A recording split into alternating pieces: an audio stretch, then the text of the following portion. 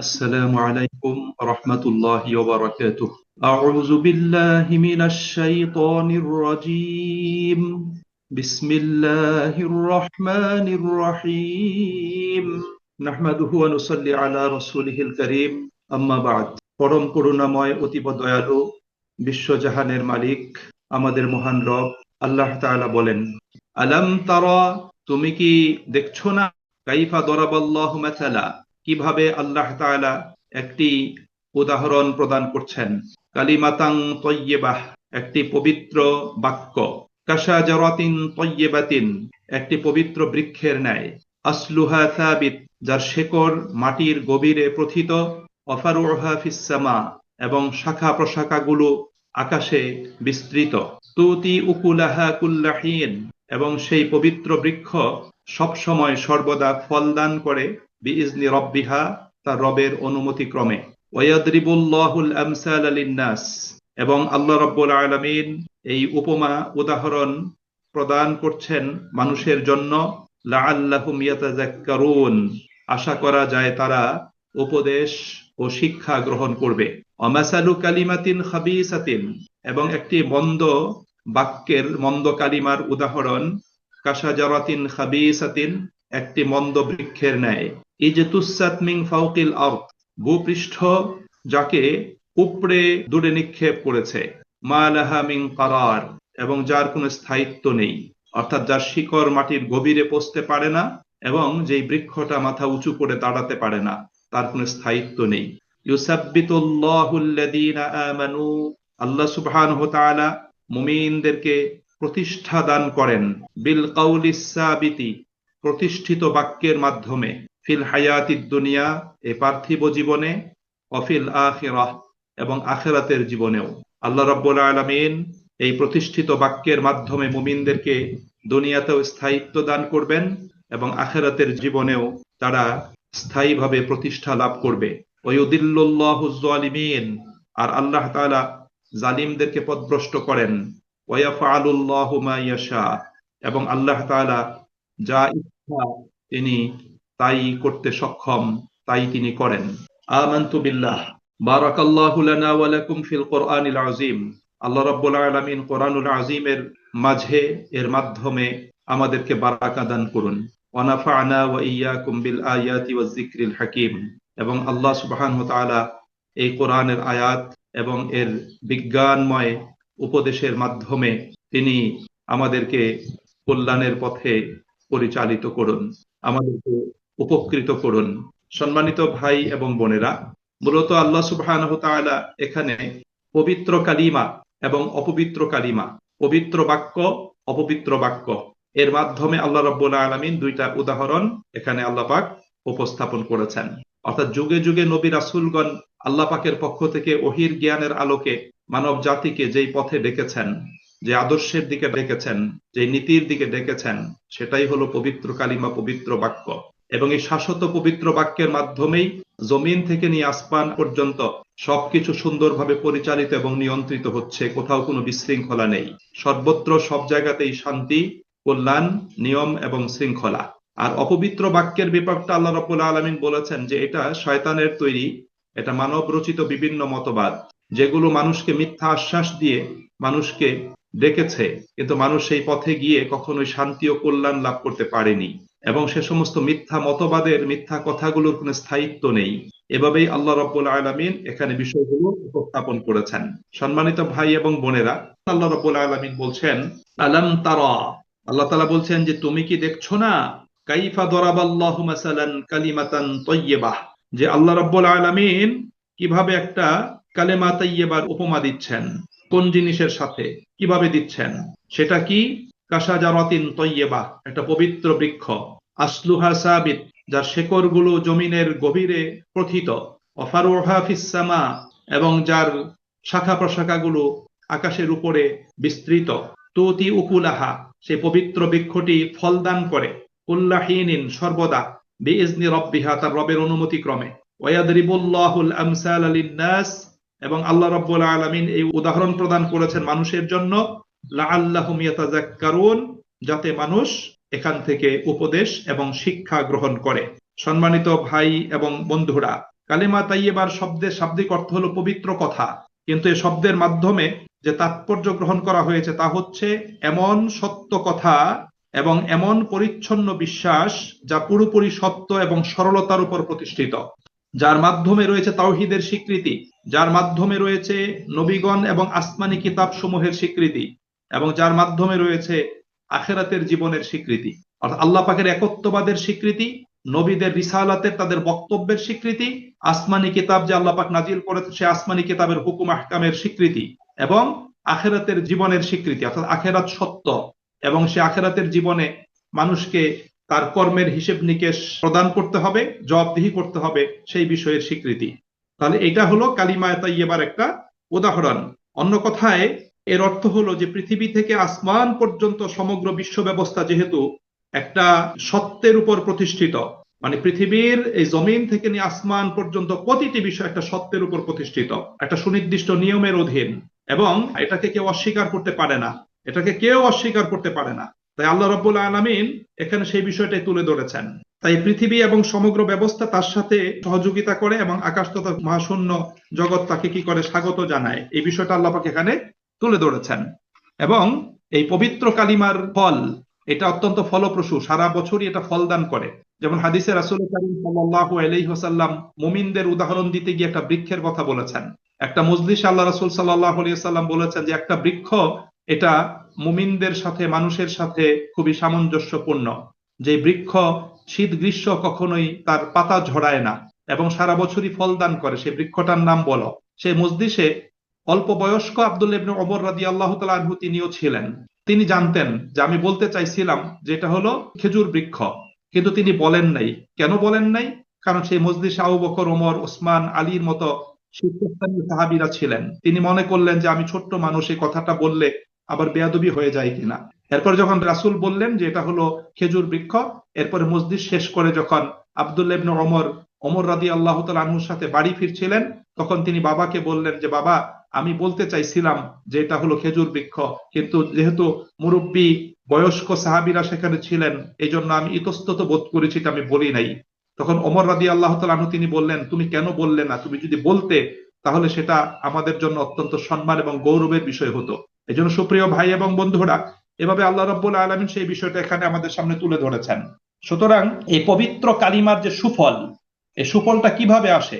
এই পবিত্র কালিমার সুফল আসবে যে এই পবিত্র কালিমাটা মানুষের চিন্তার পরিপক্কতা এবং পরিচ্ছন্নতা, তার স্বভাবে প্রশান্তি, মেজাজে ভারসাম্য, জীবনধারায় মজবুতি, চরিত্রে পবিত্রতা, আত্মায় প্রফুল্লতা এবং স্নিগ্ধতা, শরীরে পবিত্রতা ও পরিচ্ছন্নতা, আচরণে মাধুর্য, ব্যবহার ও লেনদেনে সততা, কথাবার্তায় সত্যবাদিতা, ওয়াদা ও অঙ্গীকারে দৃঢ়তা, সামাজিক জীবন যাপনে সদাচার, কৃষ্টিতে ঔদার্য ও মহত্ব, সততায় ভারসাম্য, অর্থনীতিতে আদল ও ইনসাফ এবং রাজনীতিতে বিশ্বস্ততা, যুদ্ধে সৌজন্য, সন্ধিতে আন্তরিকতা এবং চুক্তি অঙ্গীকারে বিশ্বস্ততা সৃষ্টি করে।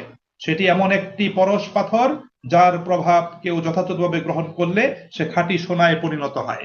অর্থাৎ এই পবিত্র কালিমা যদি কেউ গ্রহণ করে, এই তাওহীদের কালিমাকে কেউ যদি গ্রহণ করে, এই কোরআনের বাণীকে কেউ যদি গ্রহণ করে, রাসূল করিম সাল্লাল্লাহু আলাইহি ওয়াসাল্লামের মাধ্যমে যে আদর্শ আমরা পেয়েছি সে আদর্শকে কেউ যদি গ্রহণ করে এবং আখিরাতমুখী জীবনযাপন যদি করে, তাহলে তার ছোঁয়া, তার প্রভাব, তার পুরো চিন্তা চেতনা, আকীদা, বিশ্বাস, দৃষ্টিভঙ্গি, তার কথা কাজ আচরণ, জীবনধারার প্রতিটি ক্ষেত্রে প্রতিটি প্ল্যাটফর্মে সেটা কি হবে? পরিস্ফুট হবে এবং সেটা প্রকাশিত হবে। এটাই হলো কালিমা তাইয়্যিবার ফল। অর্থাৎ পুরো জীবনধারাই পরিবর্তন হয়ে যাবে মানুষের যদি এই কালেমার সংস্পর্শে মানুষ আসে। কারণ এই কালিমাটা হলো পরশ পাথরের মতো, আর পরশ পাথরের ছোঁয়ায় কিন্তু যে কোনো জিনিস সোনায় পরিণত হতে পারে। এই জন্য কবি নজরুল সুন্দর করে বলেছিলেন যে ইসলাম সে তো পরশমণি, তাকে পেয়েছে কে খুঁজি, পরশে তার সোনা হলো যারা, তাদেরই মোরা বুঝি। সুতরাং আপনি দেখেন যে ইসলামের এই পরশ পাথরের সংস্পর্শে যারাই এসেছিলেন, সাহাবায়ে আজমাইন রাদিয়াল্লাহু তাআলা আনহুম, পরবর্তী প্রজন্ম এবং বর্তমান সময়ে তারা কিন্তু তুলনামূলকভাবে পৃথিবীর অন্য যে কোনো মতবাদ এবং আদর্শে বিশ্বাসী মানুষের চাইতে তারা কিন্তু ব্যতিক্রম। তারা অনেকটা ব্যতিক্রম। তারা সৎ, তারা পরিচ্ছন্ন, তারা চিন্তা চেতনার দিক থেকে পবিত্র, তারা কাজে কর্মের দিক থেকে পরিচ্ছন্ন পবিত্র, তাদের দ্বারা আল্লাহ পাকের হক যেমন আদায় হয়, বিনষ্ট হয় না, একই সাথে তাদের দ্বারা মানুষের সমাজের সামগ্রিক জীবনের হকও বিনষ্ট হয় না, সেটাও পরিপূর্ণরূপে পালন করা হয়। আল্লাহ রাব্বুল আলামিন সেই বিষয়টা কি করেছেন এখানে তুলে ধরেছেন। অর্থাৎ পবিত্র বৃক্ষ যেমন সারা বছর ফল দান করে, ঠিক তেমনি ভাবে পবিত্র কালিমার সংস্পর্শে যারা আসে, সেটাকে মনে প্রাণে গ্রহণ করে, বাস্তব জীবনে তাকে মেনে চলে, তাদের জীবনটাও সারা বছরই সর্বদাই সেটা ফলপ্রসূ হয়, সেটা ফল দান করে। ব্যক্তি নিজে উপকৃত হয়, তার মাধ্যমে সমাজের অসংখ্য মানুষ তারাও কি হয়, তারাও উপকৃত হতে পারে। আল্লাহ রাব্বুল আলামিন এই বিষয়গুলো বুঝাতে গিয়ে চমৎকার ভাবে এই সূরা ইব্রাহিমের 18 নম্বর আয়াতে উল্লেখ করেছেন। আল্লাহ বলেছেন যে নিজেদের রবের সাথে যারা কুফরি করে তাদের দৃষ্টান্ত এমন আবর্জনার মতো, এমন ছাইয়ের মতো, যেটাকে ঝঞ্ঝা বিক্ষুব্ধ দিনের বাতাস সেটাকে উড়িয়ে দূরে নিক্ষেপ করে। এটা আল্লাহ পাক বলেছেন যে ইজতুসাত মা লাহা মিন কারার। আবার আল্লাহ তাআলা সূরা রাদের 17 নম্বর আয়াতে বন্যা এবং গলিত ধাতুর বর্ণনা দিয়ে আবর্জনাগুলো কিভাবে ভেসে দূরে নিক্ষিপ্ত হয় সেই উদাহরণ আল্লাহ রাব্বুল আলামিন এখানে সেট করেছেন। সম্মানিত ভাই এবং বন্ধুরা, পবিত্র কালিমার কথা বলার পরে আল্লাহ তাআলা বলেছেন ওমাসালু কালিমাতিন খাবিসাতিন, আর রয়েছে নিকৃষ্ট কালিমা, কাশাজারাতিন খাবিসাতিন, নিকৃষ্ট একটা বৃক্ষের মতো, ইজতুসাত মিন ফাওকিল আরদ, যার শেকড় গুলোকে জমিন কি করে উপরে নিক্ষেপ করে, ভিতরে প্রবেশ করতে দেয় না, মা লাহা মিন কারার, এবং যার কোনো স্থায়িত্ব নাই। আপনি দেখবেন দুনিয়াতে এমন অনেক বৃক্ষ আছে যে বৃক্ষগুলোর শিকড় শুধু জমিনের উপরে বিরাজমান থাকে, ভিতরে ঢুকতে পারে না, নিজের কাণ্ডের উপর সোজা হয়ে দাঁড়াতে পারে না, মৃদু মন্দা বাতাস সেগুলোকে উপড়ে ফেলে, সেগুলো জমিনের সাথে লুটে পড়ে থাকে, সেগুলো কোনো দাঁড়াইতেই পারে না, স্থায়িত্ব নাই। আল্লাহ রাব্বুল আলামিন এখানে পরস্পর দুইটা কালেমার উদাহরণ দিয়েছেন। এখানে এই বাতিল কালিমা দ্বারা দুনিয়ার যত বাতিল আকীদা আছে, নাস্তিক্যবাদ, নিরীশ্বরবাদ, ধর্মদ্রোহিতা, অবিশ্বাস, শিরক, পৌত্তলিকতা এবং এমন কোন চিন্তাধারাও হতে পারে যা নবীদের মাধ্যমে দুনিয়াতে আগমন করে নাই। আপনি মনে করেন বর্তমান ধর্মনিরপেক্ষ মতবাদ, বর্তমানে জাতীয়তাবাদ, এগুলো কিন্তু নবীদের মাধ্যমে পৃথিবীতে আগমন করে নাই। এ সমস্ত মতবাদগুলো পবিত্র কালিমার বিরোধী, এগুলো হলো নিকৃষ্ট কালিমা এবং নিকৃষ্ট মতবাদ। এগুলো মানুষকে দুনিয়াতে অনেক চাকচিক্য, লোভ লালসা প্রদান করে, কিন্তু এগুলো মানুষের জীবনে স্থায়ী কোনো শান্তি আনয়ন করতে পারে না, মানব জাতির কোনো কল্যাণ সাধন করতে পারে না। এর মাধ্যমে শুধু প্রতারকরা মানুষকে শোষণ এবং মানুষের উপর জুলুম নির্যাতনের পথগুলো তারা করে নেয়, নিজেরা ফেপে ফুলে তারা মোটা হয়, কিন্তু পুরো জাতির রক্ত চুষে সেই জাতিকে তারা মৃত্যুর দিকে ঠেলে দেয়। আল্লাহ রাব্বুল আলামিন সেই বিষয়টা এখানে উপস্থাপন করেছেন।